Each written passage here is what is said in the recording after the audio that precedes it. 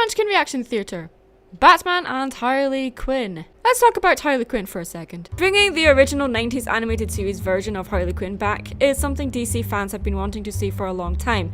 So the announcement of a movie promising just that, as well as it being set in the Batman animated series style and reiteration, was met with praise. Harley hasn't exactly had the best track record so far in portrayals of her outside of the Batman animated series, at least in my opinion.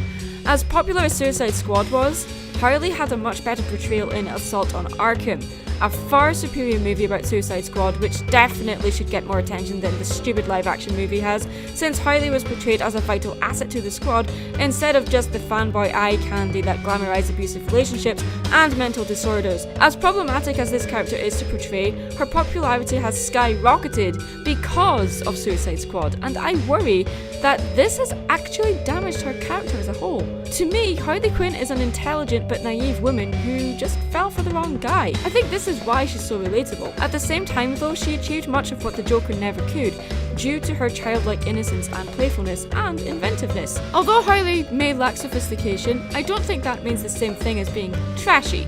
If you're going to make an animated movie with Harley Quinn, why not do it as a solo outing? Or do her backstory? Or hell, a Harley Quinn and Poison Ivy movie!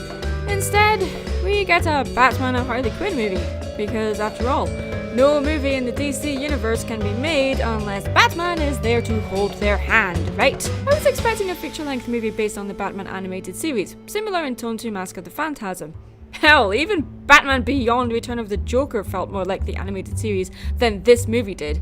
And yet, I know Batman Beyond is technically in the same universe, but it did a far better job of portraying Harley Quinn than this movie did. Even though Harley is barely on screen for 10 seconds in that movie, she was portrayed faithfully.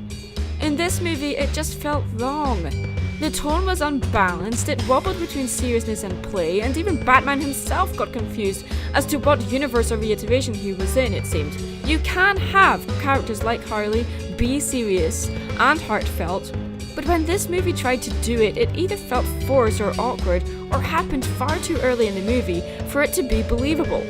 It didn't take new fans into account, referencing things from DC Universe that only die-hard fans would know about, and for long-term fans, the tone was a slap in the face.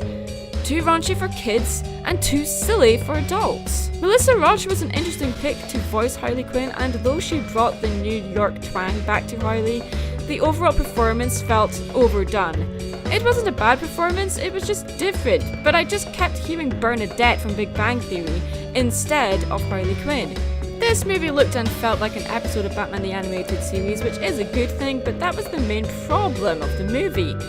Batman Mask of the Phantasm was a movie in itself, which you could watch without watching the series, whereas Batman and Harley Quinn felt like an episode stretched out. The movie reduces our beloved characters to rape jokes, sex jokes, fart gags, and certain wish fulfillment for a certain niche of fans who get off on this kind of garbage.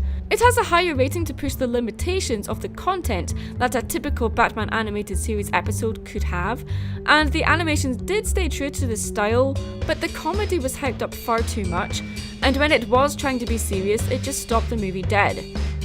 To me, Harley Quinn's appeal is not just her humour and sass, it's her relatability as a character who got corrupted from the exposure to an extreme personality. She fell for the wrong guy and ended up trapped in her own delusions. After breaking away from that, she stood up on her own. True, the Joker and Harley relationship glamorizes abusive relationships, but it also makes up what makes Harley Quinn who she is. She is a victim turned survivor. She is scarred. She is naive, but she is not dumb. And yes, there is a difference. But I am kinda getting sick and tired of the constant callbacks to the Joker and Harley relationship whenever Harley Quinn is on screen. Give us a solo Harley Quinn movie. Stop pairing her off with Joker or Batman. Just give us a movie about Harley Quinn already. Stop skipping the origin story of how she became who she is.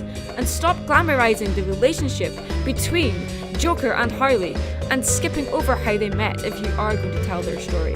I don't know about you, but I am getting sick and tired of Harley being portrayed as this slutty, dumb blonde, instead of the classy, intelligent brunette she really is underneath it all. And yes, she is a brunette. Look it up. Well, the joke's on you. I'm not even a real blonde. I'm Mad Munchkin. Stay creative.